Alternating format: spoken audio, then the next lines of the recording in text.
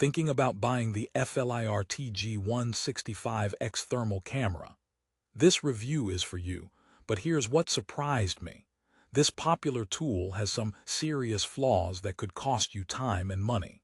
I'm going to show you the real problems nobody is talking about, therefore stick around.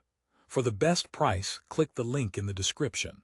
Let's be honest, you're here because you've seen the ads. The FLIR TG165-X promises professional-grade thermal imaging for under $400. The specs sound amazing. 4,800 pixels, measures from -25 to 300 degrees C, MSX image enhancement, a laser pointer, and it's supposedly rugged. The Amazon rating is a solid 4.3 stars, but that's exactly why you need this review. Because sometimes the crowd can be wrong, or at least not looking closely enough. I've tested this camera extensively, and I'm about to open a massive curiosity loop for you. What if the biggest selling point is also its biggest weakness? Stay with me. The hook is set, but let's dive into the first major problem. The core promise of the TG165-X is its MSX technology. FLIR patents this feature that embosses visual details onto the thermal image. It's supposed to create a sharper, easier-to-understand picture so you can see components and even read labels. And in perfect, lab-style conditions, it does look cool. However, here's the contrarian snapback. In real-world use, MSX can be more of a distraction than a help. The overlay isn't always perfectly aligned. When you're moving the camera, even slightly, the visual detail and the thermal image can have a slight lag or offset. This can make precise pinpointing frustrating. It's like having a GPS that's always one turn behind, technically helpful but practically annoying. You start to rely on the laser pointer more, but we'll get to that issue in a minute. This leads us to problem number 2, the measurement accuracy and the infamous spot size. The laser pointer is there to indicate the measurement area, which is a great idea in theory. Therefore, you'd think it shows exactly what's being measured, right? Wrong. The laser is just a visual guide. The actual infrared sensor's field of view is much larger than that tiny laser dot. This is a classic issue with spot thermal thermometers, but it's critically important here. If you're pointing at a small component, like a capacitor on a circuit board, you're not just measuring that capacitor. You're averaging its temperature with everything around it within a cone. FLIR provides a distance-to-spot ratio, but who's doing that math in the field? This can lead to false readings, making you think a component is fine when it's actually hot, or vice versa. It's like trying to take someone's temperature with a thermometer from across the room. You'll get an asterisk temperature, but is it the right one? Now, let's talk build quality. FLIR markets this as rugged and reliable with an IP54 rating and drop-tested design. IP54 means it's protected from limited dust ingress and water splashes, but not jets or immersion. It's fine for a workshop, but don't drop it in a puddle. The construction feels solid, but the buttons. Oh, the buttons. They have a mushy, unsatisfying feel that doesn't inspire confidence for long-term heavy use. For a tool costing $379, you expect a bit more tactile feedback. It's the difference between a satisfying click and a sad, soft squish. I'm not saying it will break, but it feels like it could, and that matters. Time for a joke to lighten the thermal load. What did the hot components say to the FLIR camera? You're just not my type. You're reading me all wrong. All right, back to the problems. The battery life is decent, and internal storage for 50,000 images is overkill for most. But the frame rate is a mere 9 Hz. For static inspections, that's okay. But if you're trying to scan something moving or pan quickly across an area, the image can get choppy and laggy. It's like watching a slideshow of a potential electrical fire. Not ideal. This brings us to the software and usability. The menu system is straightforward, but the analysis options are very basic.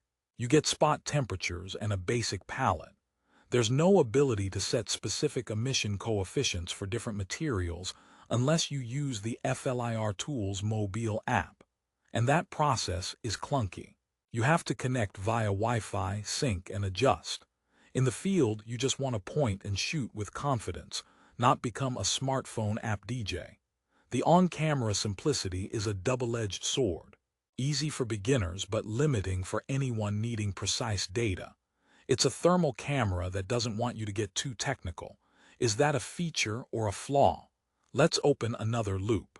What about that stellar 4.3-star Amazon rating? I scoured the reviews, and a pattern emerges. Many 5-star reviews are from first-time thermal camera users who are blown away by simply seeing heat. It's a revolutionary tool for them, and that's valid. However, the critical 3- and 4-star reviews often highlight the very issues we're discussing. The spot size confusion, the MSX misalignment quirks, the basic software. The people who hit limitations are the ones who use it most.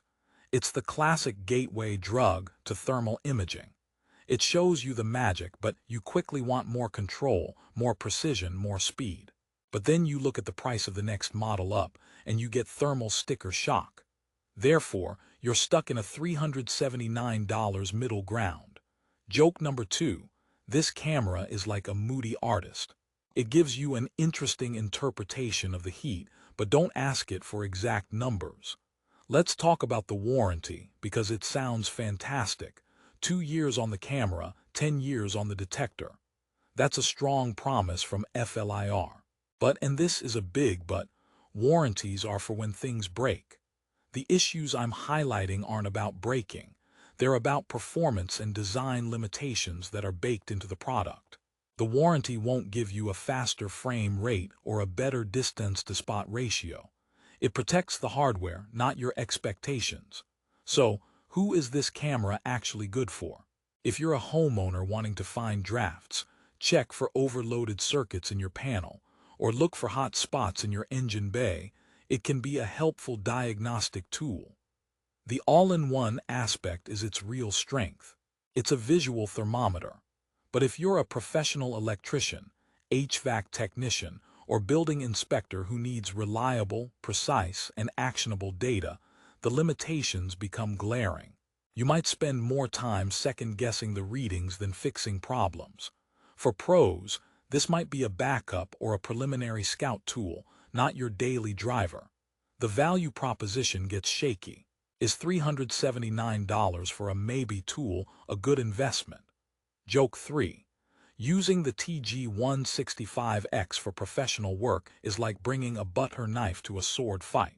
It's technically a blade, but you're going to have a bad time. So what's the resolution? Should you buy it? The answer is, it depends, but now you're armed with the problems. Therefore, here is my final, honest assessment. The FLIR TG165-X is not a bad product. It's a compromised one. It brings thermal imaging to a lower price point, but makes significant trade-offs to get there. The low frame rate, the spot size confusion, and the sometimes gimmicky MSX mean you are not getting a true professional instrument. You are getting a very cool, very expensive toy that can sometimes do real work. If your needs are casual and your budget is fixed, it can show you things you've never seen before. Just go in with eyes wide open to its flaws.